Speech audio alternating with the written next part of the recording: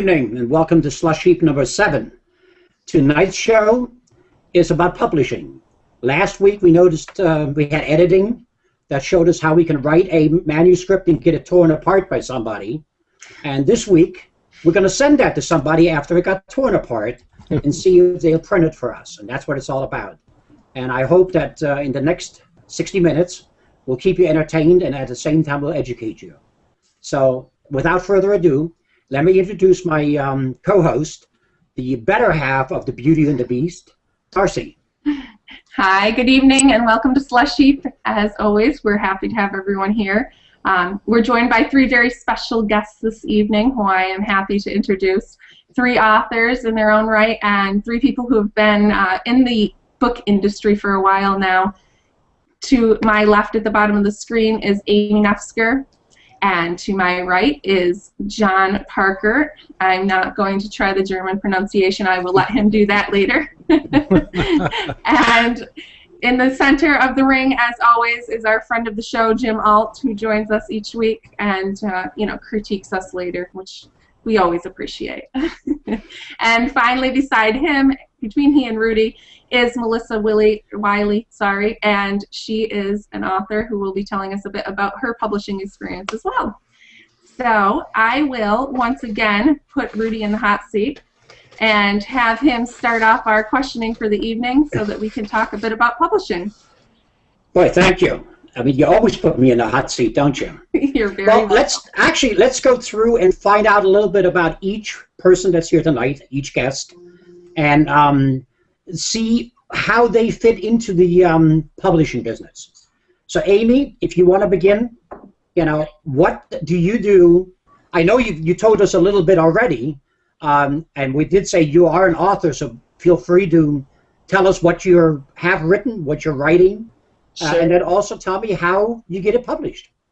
Sure. I've written quite a number of books, several under my own name. I've ghostwritten a few also. I published my first book about 10 years ago, Conversations with the Moon. That was translated into other languages and published in other countries. I've written for adults. I've written for small children. My most recent book, which just came out Tuesday, is a young adult book called The Orphanage of Miracles. Okay. And you work with what production company? I work with a small publisher called Fog Inc. They're here in Nashville where I live, and they don't do very many titles a year, just 4 or 5, but I primarily publish through them. Okay, thank you. Mm-hmm. Okay, Johannes. See, she couldn't pronounce it, but I can. You want to tell us a little bit about your experience in being an author and about publishing? Well, thank you very much. Actually, my very first book, which was done in 2009, was one that I had actually known probably since the time I was maybe 5 years old, 4 years old, listening to my grandparents and my great-grandmother and my great-aunts tell about the beginning of kindergarten. So that book was in my mind all growing up. I had the great luck of knowing a woman in Albany who had a small publishing house, and she agreed to do the book for me in a very Froebelian way. Of course, Frederick Froebel was the founder of kindergarten, and this book was handmade, hand-glued, hand-sewn, and there are only 250 copies existing, and a few are still available. But I knew that when I wanted to expand that story, I would have to go to a different kind of publisher who could make thousands if need be. And at Peck Memorial Library in Marathon, New York, I was there for Maple Festival and spoke to 2 artists from the area who had gone with Author House, which is self-publishing. And I've done 2 books with them, and they've been fantastic to work with. Very good, thank you. Great. Melissa, same question, I guess. Tell us a little bit about your work, Sure. what you have written, and how that fits in with the publishing business. Sure. So I think I'm coming from a slightly different perspective. My book is scheduled to be published next year. It's a work of literary fiction titled Boundless. So it hasn't actually been published yet, but I'm with the same publisher as Amy with Fog Inc. So it's actually in the editing phase as we speak, but I've also edited a book. I am editor on a book of poetry that was published last year, and I've also written chapters on marketing for authors for different books that have been published or in the process. Actually, I find that very fascinating, the fact that we have somebody who is just in the process now of getting one published. Yeah, so it'll be a little different perspective. yes. No, that's excellent, because at some point we may be back in touch with you again, and after you publish the first time, because one of the things, I'm the guy that kind of looks at what can we do. I came up with the first 13 weeks. Then I couldn't think of the next 13 weeks, so we're taking 13 weeks off. But then the second set of 13 weeks where we actually do something, I want to do something like that, where we bring in authors who have published for the very first time and explain to us the experiences. So that's very interesting. Matt, make note of that, please. So Darcy, how about you? Do you have any questions? Yeah, I think one of the things that I would like to highlight tonight, because every week on the questionnaire we ask the authors or publishers or editors or whoever we have on to answer a couple questions, and one of those is what the funniest moment of their career is. And we often get, very silly responses, things that make us chuckle. We don't always get an opportunity to share, and I think this week we had one that was rather humorous, and I would like to hear more than what was written in the couple sentences provided. So I'm going to hand it over to John, and he's going to tell us a bit about what he went through in his process of getting his books made. Now, are you talking about the time when Queen Elizabeth I appeared at the cathedral? Oh, yes. Well, one of the things I really enjoy about illustrating these books is letting some of my own students and my friends do illustrations for me. And also part of that is photography. And I think I like the idea of tableau vivant, giving a photographic depiction of what it might have been in the time of Elizabeth, in the time of Friedrich Froebel for kindergarten, to give people a look into something they wouldn't have been alive to see. And so we rented costumes for an Elizabethan photo shoot in the Cathedral of All Saints in Albany, New York. And the women looked absolutely stupendous. Like they must have come out of Hollywood. It was quite amazing. And one little girl was there with her father, a tourist, and I said, "Would you like to see the Queen? She'll be coming up very soon." And she said, "Oh yes, I'd like to see the Queen, Daddy." So they sat in the pew for about 15 minutes until the woman who was dressing up as the Queen came up the stairs in this Gothic cathedral. It's the first Anglican cathedral in America built on the European scale. So you can imagine what a good backdrop it was for this Elizabethan era book. And as she came up, the little girl went up to her, and you really had to have been there. It was as though she had been transported back to the 1500s, and she said, "Are you a real queen?" And the woman said, "Yes, I am." And you could have... It was a Walt Disney moment at that time, and one of the most memorable moments. But I think, Darcy, you may be thinking about when we went outside to photograph the ladies afterwards in front of the cathedral, and cars started to stop in the middle of downtown Albany to take pictures, and asking if they could get in the picture, and that was really a lot of fun to take book writing right into the public and make them participate in the whole process. So that was great. Very good. That's fabulous. And that's the thing.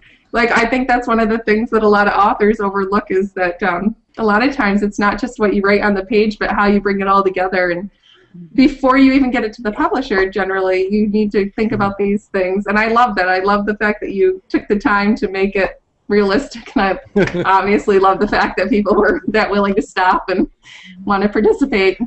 Right. But I know, Amy, your little wasn't maybe as long as Johannes, but I think I found that, actually, being a man, I really found it funny, because once you explained to us what you put on the page, do you remember it? No, I don't remember what I wrote. About someone that actually approached you and said that they checked you out. Oh, that's right. Yeah, I was really flattered when he told me that he had been checking me out, and then I found out he was checking my book out at the library. It's still flattering, but not quite in the same sense. I know, when you're over 40, you take what you can get. I see. Like I said, as a man, I found that very good, because that is a line that I have to now remember the next time I go into, or to a book signing, I know, Melissa, we didn't get your questionnaire back. Probably, I hope we send you one. I think it was just late. Yeah, we got it this afternoon. It is on there, but we didn't get it until this afternoon. Well, you know what? I didn't really have a funny story. You don't or do? Not a specific one. The only thing I could think of was travel. Okay. Like the montage of ridiculous things that happen when we travel. Well, especially for business. Yeah, it gets worse. Oh, really? Oh, now you got me intrigued.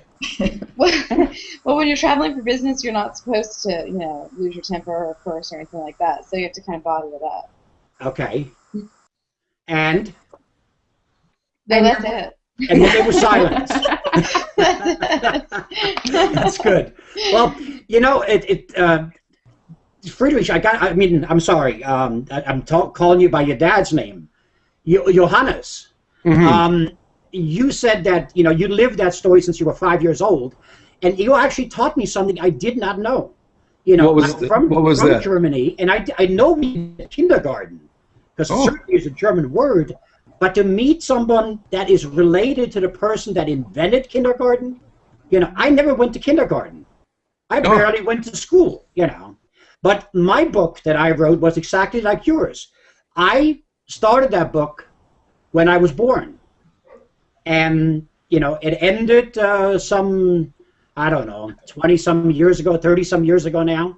So we're kind of in the same boat. But later on, we're going to get into a little bit of that.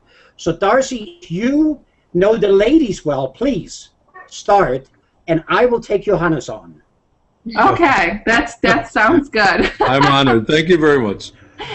Well, Amy, I really want to get back to you because I think, you've been in the industry for a while now. I understand you were just traveling yourself. Actually, the two of you were. I'm really tired right now. Yeah. I got back late last night. So you want to tell us a little bit about that? Because you were actually on something for Book Expo America, and if you haven't been there and you love books, that is a great place to go. It's the first time that I had been there, and for those of you that don't know, it takes place in New York City, and it is basically the premier book conference where you have book bloggers, publishers, printers.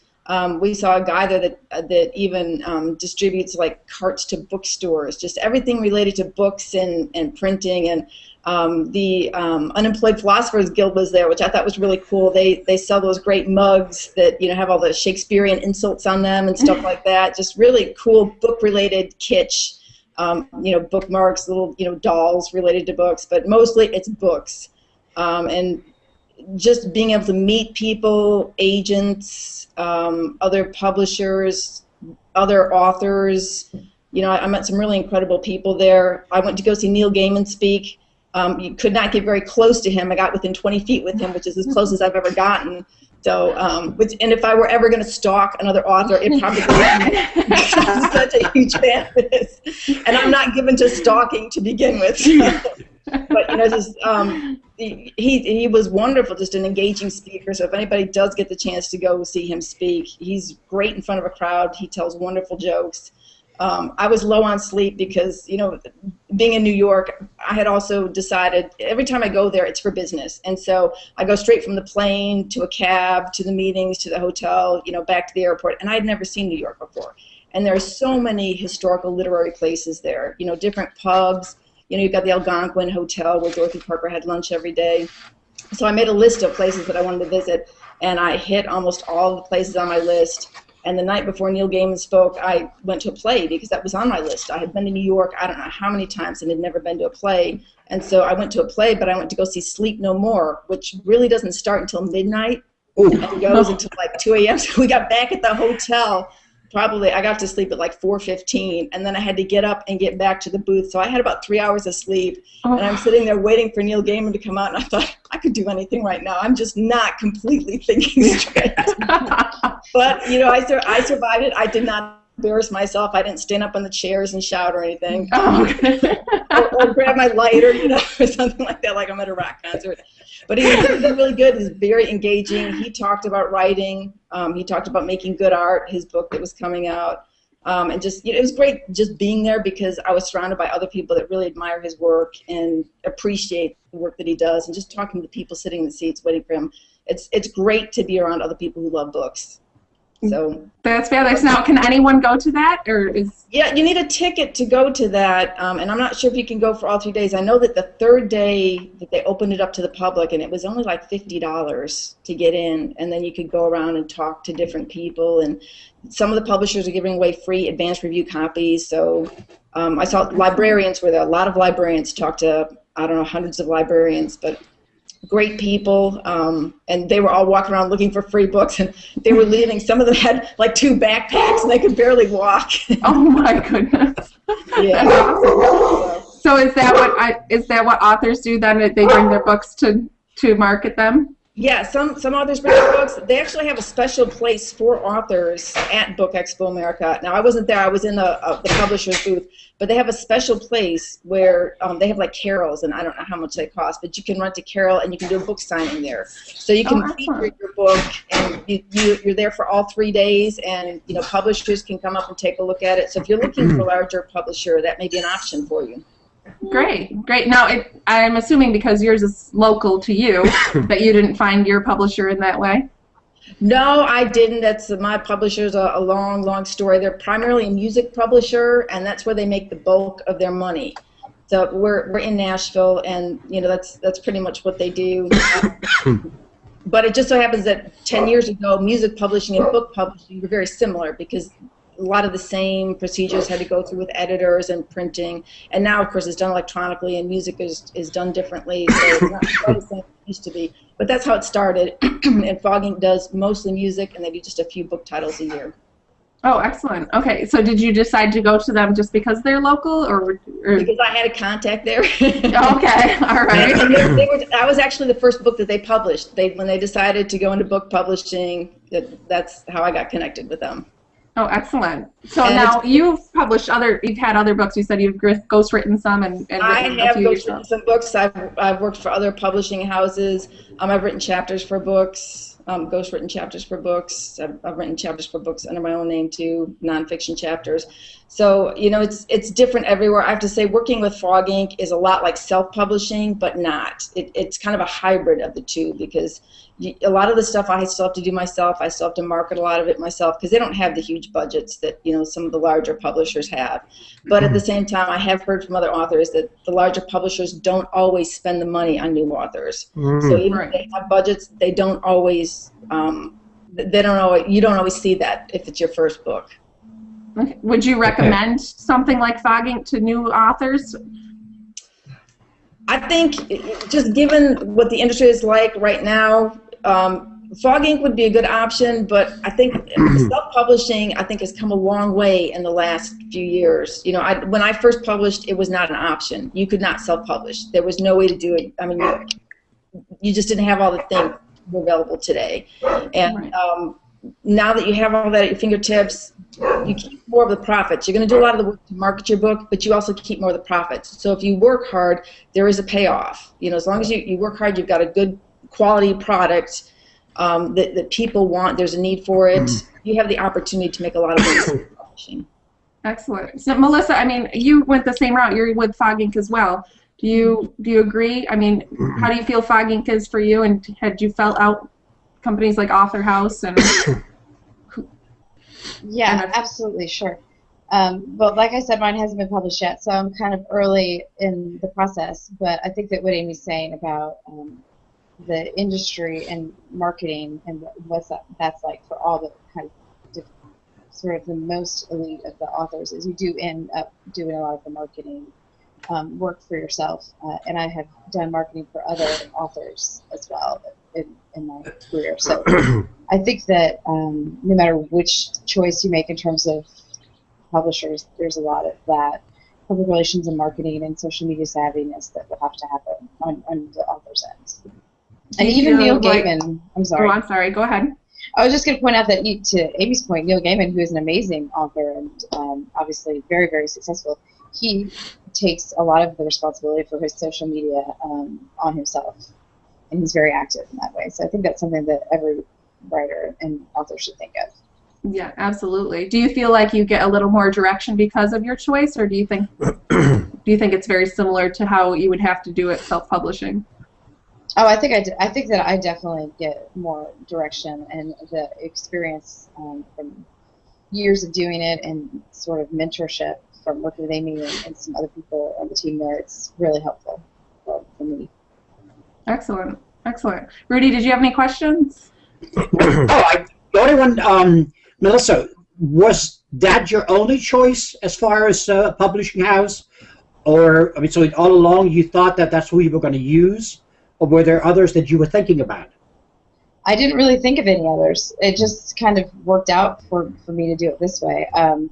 And frankly, it was very comfortable for me because I didn't sort of want to go through the long, lengthy process of querying agents and publishers. And right. I have another job that I have to do, so it was very comfortable for me personally to do that.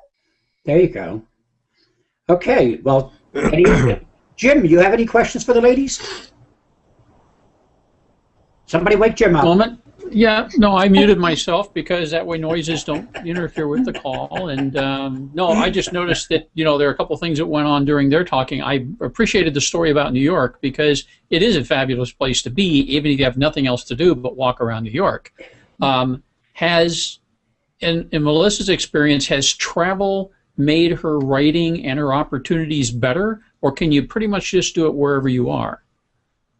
I think that in that particular instance, that was a great opportunity, but it's kind of an exceptional opportunity. And I've worked with a lot of authors and just kind of spoken to a lot of authors who are very, very successful just marketing kind of from where they are, as you said. There's an author who I worked with in Georgia who just was nominated for Georgia Author of the Year. And so she just does a really good job kind of marketing and working there within that community. So she's successful just kind of from where she is. Right. Most people talk about the book tour. If you're big enough, famous enough, right. You've got to spend time and money. You got to get in front of people. You got to go to these events, or nobody really pays attention to you because you're just another name. Right. Well, yeah. I think it depends on the kind of book that you're writing as well. So if you're writing a niche book about something in Georgia, like the Braves, for instance, which is what this author wrote about, then she's kind of got it made. But there's other authors who write other books that I can think of off the top of my head that actually do, and they do their own self-funded book tour, and they just kind of make their way across the country. And you're right, that is something that a lot of authors do. Right. I'm sure vampire books are hard to travel and go meet the people. Right. Yeah. I actually recently heard about something. It's new to me, and maybe you ladies know something more about it, or even John. Blog tours. As opposed to going on a book tour, you use bloggers to market your book. Is this something any of you are familiar with? I've never heard of it. Amy, you're nodding? I think you're muted, Amy. Is that better? Perfect. Yes. Sorry, I had a little power outage there. So when I logged back in, I think it muted me. Or I angered the tech guy. I don't know. And anyway, yes, I have done a blog tour before, and those can be really effective, especially if there are a lot of book bloggers out there, and they have huge audiences. If your book fits in with their audience, then it's a great idea. And there are some agents and some there are websites that I've seen, I haven't used them, that will, like, they'll set up tours for you. Just make sure that you're not, like if they set up tours with mommy bloggers and you have a technical book, that's not a good idea. That's not going to help you sell books. So just make sure that the blogs that you're touring have an audience similar to the audience that would read your book. But that's a great way to get exposure for your book. And often they'll do a giveaway too. And so that'll drive, traffic to the blog to read the post, to read the interview, and then they'll enter the giveaway for the book. How exactly does it work? I mean, how do you?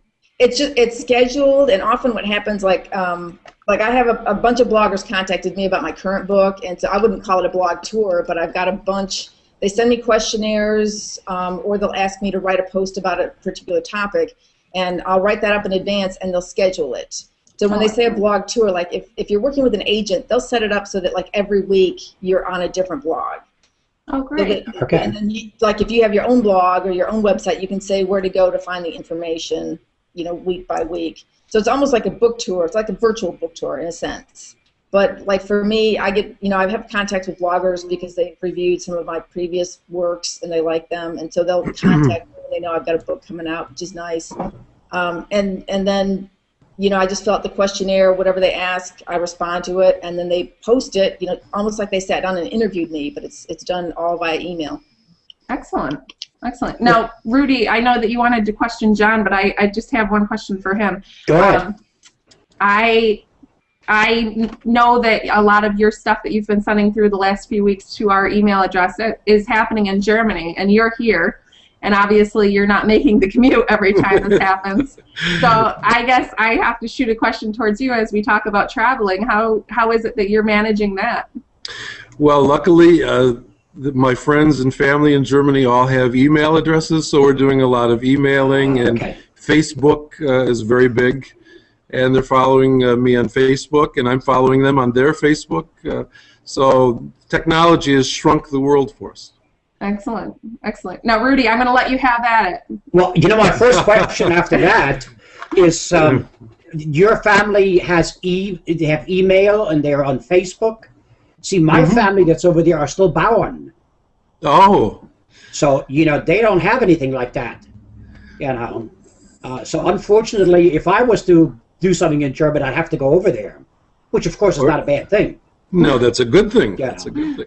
So my question to you, let's talk about your first book, Friedrich and the First Kindergarten. Now, you opted to make that, to me, the only way I can say this, it's a special edition because it's hand-bound, it's totally handmade. And totally. I know you haven't mentioned the publishing company, but is there a problem? We can mention who it is? Oh, no, I'd be very, very happy to mention them. A wonderful little company called Xiteq, Xiteq, which used to be located in Albany, New York, but now they're in Puerto Rico. I saw that. That's why I asked. Right. A wonderful company, and basically one woman doing it all, and it's such a cute little book, and I'm so happy that it was made in that old-fashioned way. Only 250 people will ever own that book, but it's exactly what Frederick Froebel probably would have enjoyed himself. Absolutely, yes. Well, and you said there are several still available. Yes. And there you would go to www.firstkindergarten.com. Right. Right. Now, when they send it to you, or whatever they do, because it says it's signed, I assume it's not signed yet by the time they get it done. Right. Those books really take a big travel when they come to me, because they come from Puerto Rico to me, and for me they might go to Australia, they might go to Marathon, New York, wherever somebody's asking for one. The reason I asked that, I don't know, I explained last week that everybody complained about my background. I love your background. I mean, it is fantastic. Like I'm sitting in a museum and interviewing you.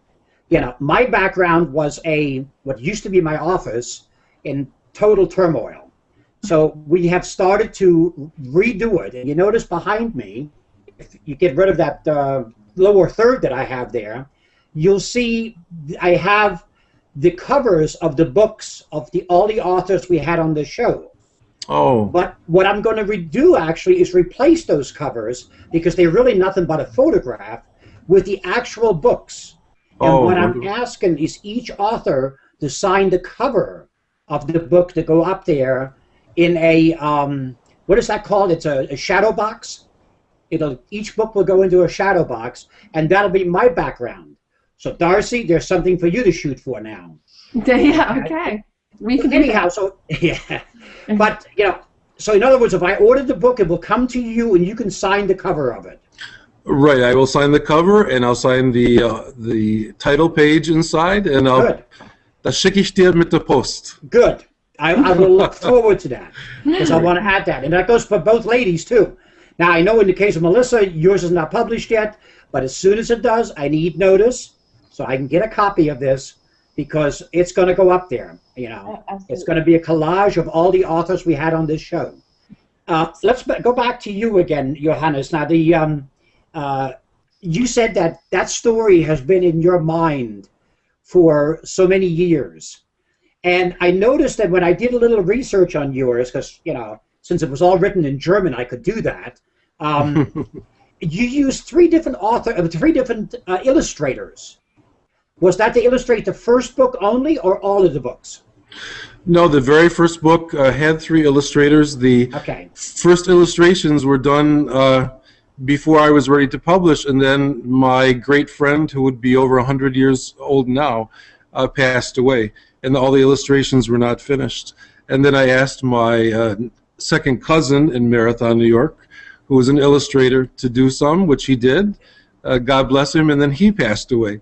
And so then I needed more, and I asked my next-door neighbor in Albany, New York, and he didn't pass away. He's still very much alive, and he's a younger fellow. And so it was a wonderful collaboration of just beautiful people in my life. So that book really is sort of a memory book in many, many ways beyond the story that you're seeing. So. That's fabulous. Now, did he feel a little nervous about helping you illustrate at that point? No, because he's not that old, so I think he's okay. Yeah. But I like the way the illustrations in your book progressed. You know, from the first illustrator, which was the first gentleman, doing the younger generation. Yes. Okay, and I mean it's just each one had their own style. The second one did more of the Victorian look on the ladies, where the third one was almost like watching Scrooge. You know, if you look at the dress of the period, that's what it reminded me of, and I love that movie, Scrooge. It did evoke that image. That's correct. Yes, yes, and that's why I thought it was fantastic. I realized. You know, and the reason I asked that, some publishers don't do much about that, except that the publisher that I'm trying to use is very much trying to be involved in my illustrations. In your case, I assume that you had total control, at least over the first 250 copies that we talked about. In what sense control? You mean the illustration control? Everything, you're right. The contents, the illustrations. I mean, the content definitely. She was just happy to do what you gave her. Right. You know, I have to tell you very honestly, I took a Froebelian approach. I never told them how to interpret what I wanted them to draw, because I did not want to impose my aesthetic on their creativity or their aesthetic. I said I will take it any way it comes to me, because that was the idea of kindergarten also, that each child is different but beautiful in their own being. And so I said, okay, I do not want to impose anything on them. Let them create the way they want to. And when it came, it is beautiful. You say all 3 are quite different in that very first kindergarten book, and yet together they do have a unity. Absolutely, absolutely. Yeah. As an artist myself, you know, I looked at that, and when I saw your face for the first time tonight, is those 3 images that I saw, actually, I thought came directly from you, and I knew better because I had the background to them. But then, like, you could have created them at different stages in your life. You know, and I'm glad you said that, because I think your father, was it your father or grandfather? Oh, Friedrich Froebel, Friedrich Froebel. No, he is what they call in German an Urgroßonkel. Oh, okay, okay. Yeah. Because he never had children, so all of his nephews and great nieces, and then each generation we've carried on that tradition. That's very nice, and I think you did him justice in what you did in this book. You know, I look forward. I want to see the other ones you have. Like I said, you went on from the first kindergarten. Your next one is what's the title of the second one? Okay, the second one, I was writing the sequel to the first kindergarten. Right. And then I stumbled upon a genealogical quirk in my studies, and I said, no, I really have to write this book first, because it's the uniting of my mother and my father. So rather than going back to my great uncle, I wanted to do my mom and my dad, and I found out that they had early colonial ancestors in common that went back to England, and that story was so compelling for me that I stopped the sequel to the kindergarten book and published this one first, and then I went on to the latest kindergarten book. The Baroness and the first kindergarten? The first kindergarten, Friedrich Wilhelm August Froebel and Baroness. That was the very first one. Nee, and the Baroness is the second one, or no? No, that's the third book that I wrote, but that's the second kindergarten book that I wrote. Okay. The second book that I wrote is Grandma Harrington and the Queen's Wardrobe. Ah, okay. Yeah. And which one of these is going to be made into a movie? Well, as I say in Yiddish, kinehora, because we don't want to jinx it or anything like that. But actually, Grandma Harrington and the Queen's Wardrobe was sent to Throughline Entertainment via Author House. That's one of the programs that they offer to market your book. And a positive recommendation came back to consider that book for a possible movie. Whether that will be or never, I don't know. But it was a nice compliment. Well, I will certainly keep that in mind, because as Darcy knows, my youngest son is in the movie industry, and he is just now starting a television series of his own. But he's always interested because he knows all the bigwigs, the people with the money, you know. So when it comes time to do something, you know, he has a little bit of an influence, and I will pass this on to him to see if he can get some fire onto somebody. Well, that's very nice of you. Thank you very much. But so your second book was the one that is kind of out of order, is what you're saying. It's very out of order. Right. But along the same lines, it's the old-fashioned lifestyle. Right. What I realized is that both my mother and my father had Harrington, the family name Harrington ancestors who had come from England with Governor Winthrop. That would be 1630, the Winthrop fleet, the Puritan migration to America. But what I found out that a couple generations before that, the Grandpa Harrington with Grandma Harrington, he had been Queen Elizabeth Tudor I's favorite godson, and she had 120 godchildren altogether. So I said, what made this ancestor of mine her favorite godson? Because she pampered him and gave his wife, who's Grandma Harrington, would be my 10th great grandmother, all of her gowns, all of those wonderful rich Elizabethan garments that we have seen in history books and in television and movies, like with Helen Mirren, for example. And I came, after I read my book, it was published, and I read it for the 100th time, I gasped, and I said, you know, I think I wrote 2 books at one time. The first book is obvious, it's that he's the godson of the Queen, and the second is the answer to a centuries-old mystery. Did the Queen have a child?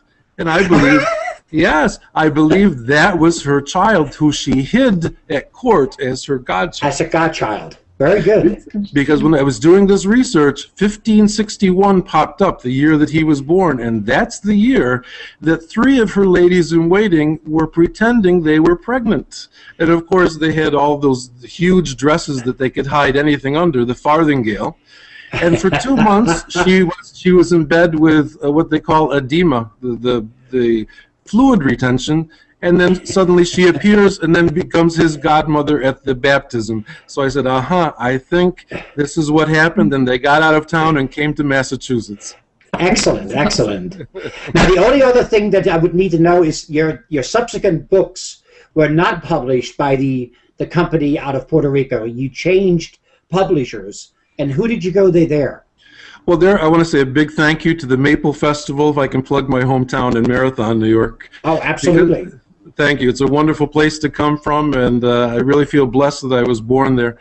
They had invited a number of authors to come to Peck Memorial Library, and I was speaking to them about their publishing experience, and they said Author House was great to work for. I called Author House. I never tried anybody else because from the very moment that I talked to them, I knew that they were working with me at whatever level I could work at. If I had $10,000 to work with, they could work with me. If I had $10 in my pocket, they could probably work with me. And I liked having that kind of control because, you know, all of our circumstances are different. And they've just done a beautiful, beautiful job for everything I've asked them to do. So. Well, I think certainly, Darcy, that's what we've heard tonight.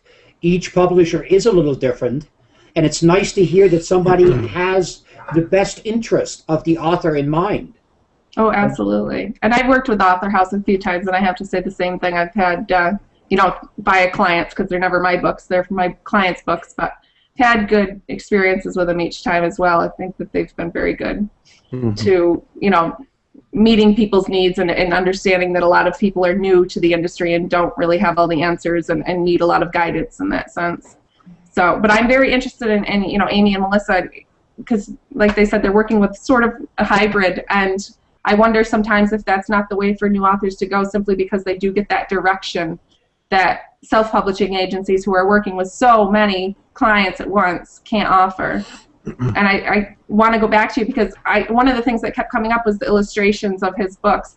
And I know a lot of the self-publishing agencies, not that they make it difficult, but that they need things to be so precise in how you present them to them so that they can be published correctly. Is that the case with Well, a lot of those self-publishing houses, they're using like a template, and so your work has to fit inside of their template. And that's why they want everything so precise. It has to be presented a particular way. When you get into more traditional publishing, you have more options. You can use different papers. You know, you can have different thicknesses, different edging of the paper, stuff like that. Because it's not a production sort of environment. They go out, they contract with printers, and so you have a lot more.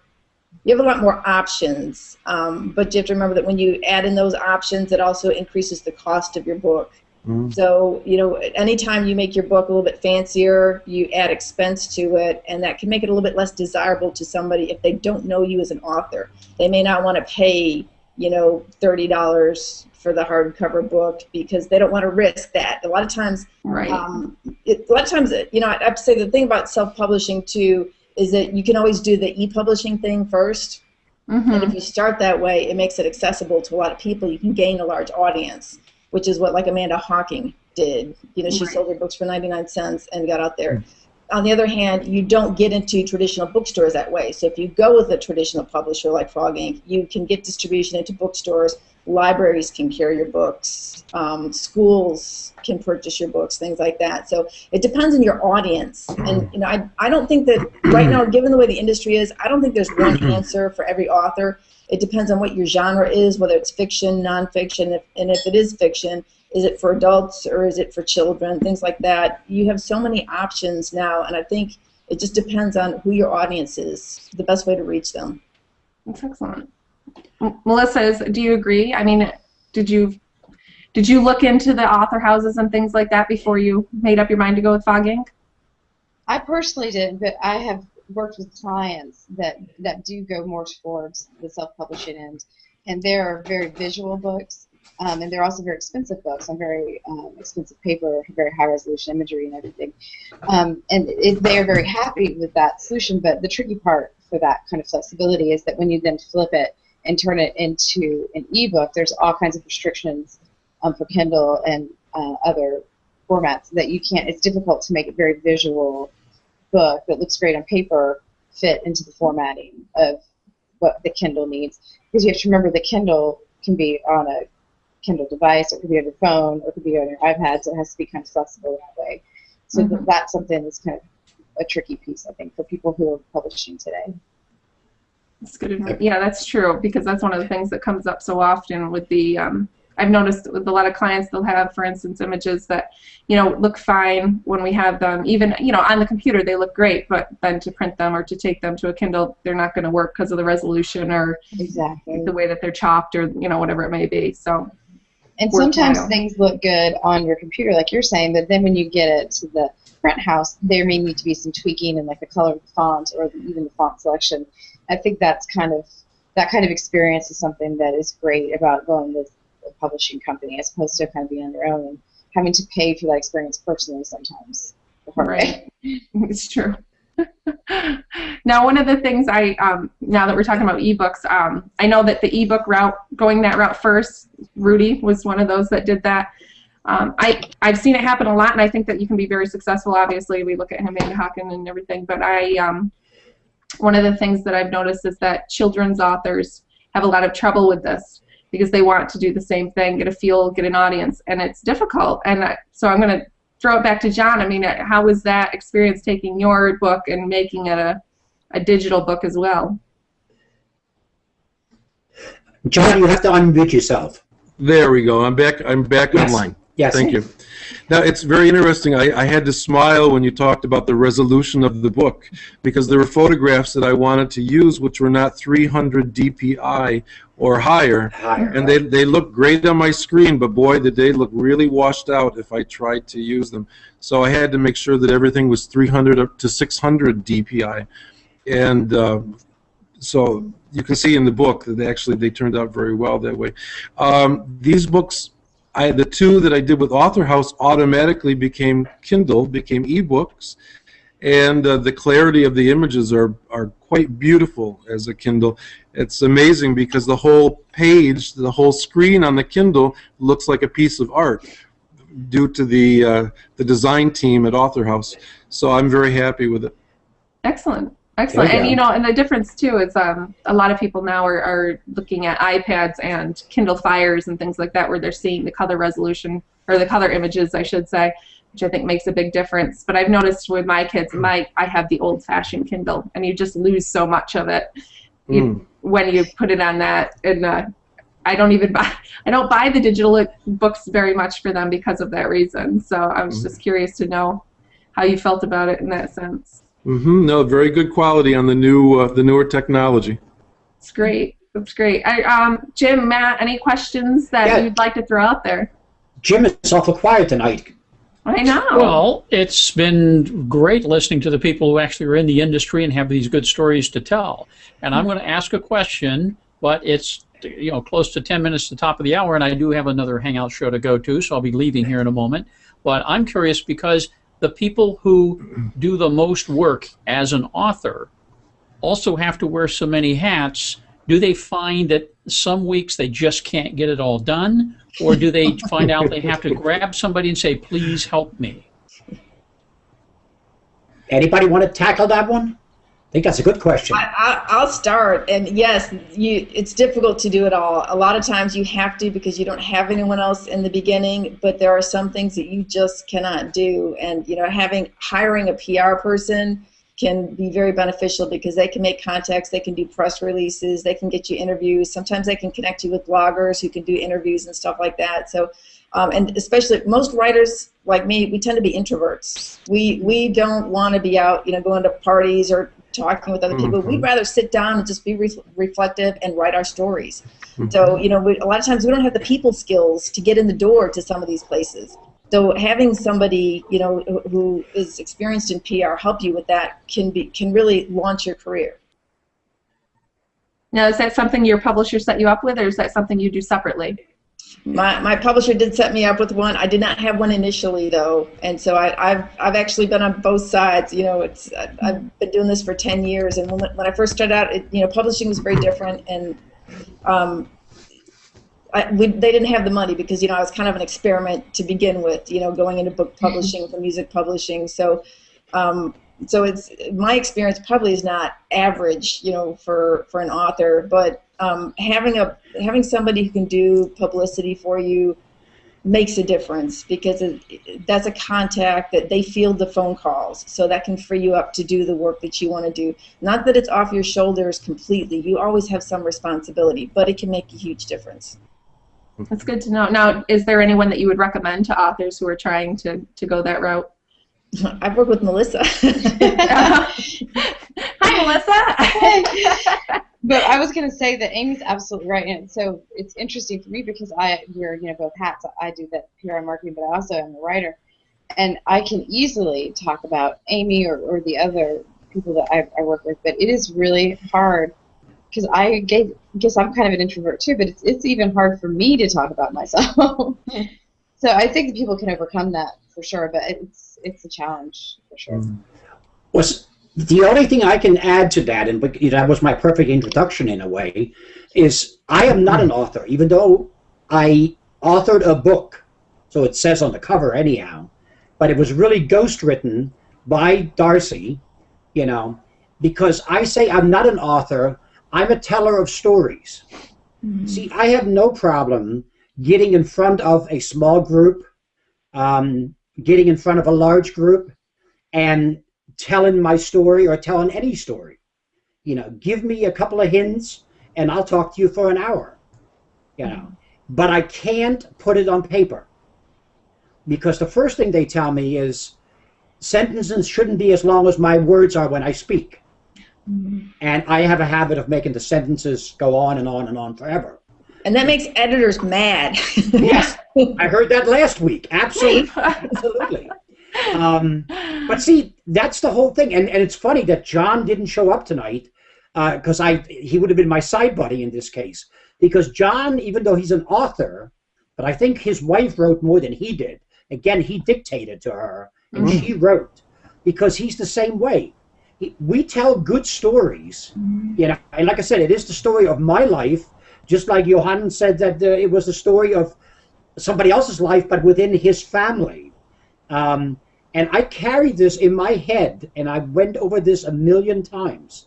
And I used to, even when I drove long distances, which I did as a young man for many, many miles, I would tell myself the story of what I wanted to have in my book someday, because nobody was going to believe if I ever just told that story.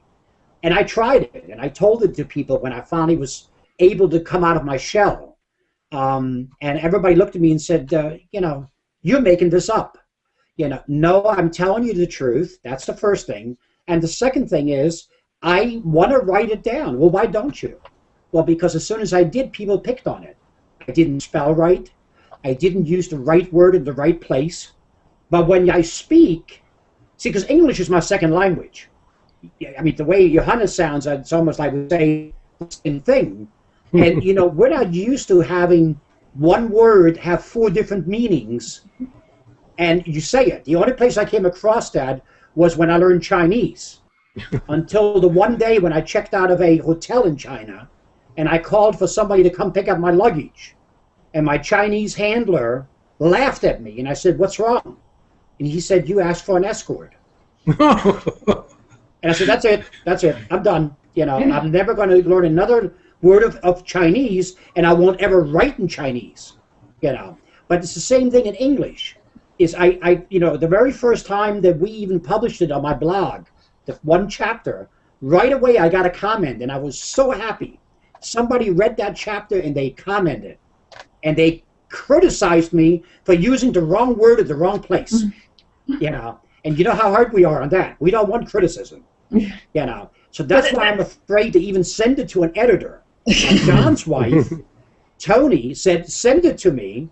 And within the first 8 pages, I'll either send it back to you and tell you to forget it, or I'll continue with it." So I'm kind of, hesitant about that, because we all want to succeed. I'm not in this for the money. I'm in this because I want to. Johannes, you told the story of your family. In my case, and the book that Darcy wrote for me is called Force of Fate. Letters to Oma. Oh. See, my Oma, my maternal grandmother, the day I was born, there was a bombing going on. There was overhead bombing from the British bombers. And the moment I was born, she took off from the basement and went into the attic and opened the window up there that let the chimney sweeps out to clean the chimney when it was peacetime. And she looked at these bombers and she said that what she saw was not the bombs falling, but like little sparkling confetti. And I think that's the way Darcy actually put it, and that's the way it was somewhat. And she said to me one day when I was about 10 or 11 years old, see, I came from a little town in Germany where the only occupation you could have was to be a diamond cutter, a diamond polisher, or a goldsmith. And the whole family was involved in that business, in a dark basement, bent over this stupid wheel going around and around. and doing these diamonds for the rest of the world. And she said, you will never do that. My grandson, what you will do, you will fly high, like those bombers did that day. And, you know, it's something like, come on, you know, I'm as far removed from flying, you know, because my first trip to the U.S. was in a boat. And I wasn't on the Titanic, but I felt like it. I was steerage downstairs, right next to the engine room. And in the end, it turned out I joined the Air Force, and I flew as high as any man has ever flown. And then I realized that my grandmother's tuition came through. But what she didn't tell me, that fate had two different lives for me. One was that first one, flying high, and the second one, and a couple of weeks ago we had the author on, I became James Bond. And then there was silence. Well,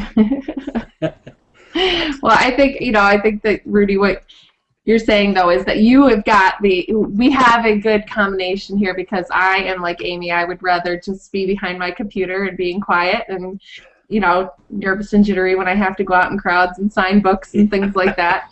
And Rudy will go tell a story for 25 minutes. I don't want to sit there and put it on paper. So. Absolutely. No, and I think it's brilliant to have the PR agent, and I'm you know, that's one thing that I've never really thought to recommend to my clients, but it's something I'll consider now.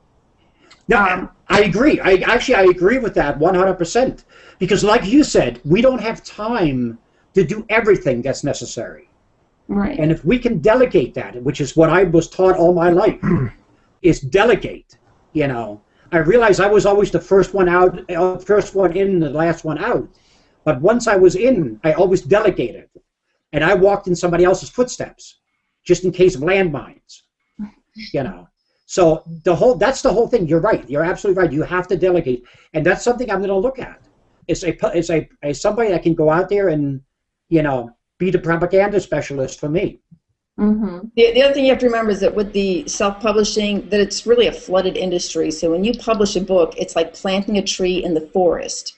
Mm-hmm. So in order to get it noticed, you're going to have somebody who understands how to get something like that noticed. Right. Good point. Very good point. You see, I could have done that very easily had I done the same thing as the Navy SEAL that wrote about the taking down of Obama. I could have done that and, you know, made that my headline story kind of thing. Mm-hmm. But I try to be very careful, you know, and I try to go under the radar. Everything that's in my book has been approved. Some lines have been cut. I grant you that. Darcy knows how many times we had to go back and take something out, you know, because they didn't like that. My second part of my life, when I went to work for the man, I was not allowed to use which part of the alphabet soup I worked for, you know. And when you know what I mean by alphabet soup, because the government is all, what, CIA, FBI, IRS, you know, it's always letters. But I'm not allowed to tell which letters were on my chest, you know. So, but listen, you know what? We've come to 8 o'clock. And tonight I really enjoyed it. I mean, that was some very good information. It's just absolutely, you know, I've learned so. Again, this is all I care. If I learn something, the people out there will learn something, and that's what's so important. I realize that we are flooded with a lot of authors already, but you know what? There's nothing wrong with just having 2 or 3 more in there that someday will, you know, do something good. You never know. There's always going to be that one that comes along that shines and doesn't write 50 Shades of Grey. Yeah. So, like I said, I really enjoyed it tonight. This was great. You were a great bunch, and I definitely would like to see you be on again. We're going to talk about our second half of our schedule, and I like what I heard. And there's some things that I want to go more in detail with each one of you. Thank you. With that, Darcy, if you want to take us to the end, and you know, like I have a new thing now. You know that, Darcy. At the end, I give a little speech. Yeah. Or did I do that already? I think you did. I think. I'm going to say right now it's 8 o'clock, and I really appreciate it. I know, like Melissa, it was very last minute trying to get you on, and Amy, I know you're coming in late and everything, so I really appreciate you taking the time to be with us. Thanks for having me. Thank you. It was very informative, and I know that there'll probably be a lot of questions. So one of the things I want to ask you before we go. is there a way that the audience members can get a hold of you, or a way that you prefer for them to get a hold of you if they have questions? Amy, I'll go to you first. Yeah, for me, they could probably reach me through my blog. Okay. And we'll put that under, if you could just type it into chat so we make sure that we have that. I will do that. I will make sure it's on our website for people. And John, how would you like people to contact you? I think the best would be firstkindergarten@gmail.com. Okay, excellent. Excellent. And Melissa? Email would be great for me, and it's M like Melissa, S like Susan, Wyllie @gmail.com. Okay, great. And so what we will do is any questions we get, we'll field to you guys. And like Rudy said, we hope that someday you might join us again. We really appreciate it, and we will do our best to push your stories along with the rest of ours. It's been wonderful. Thank you very much. Thank you. Yeah, thank you for coming. And I hope everyone has a wonderful night. Thank you. Thank you. Too. Auf Wiedersehen. Auf Wiedersehen.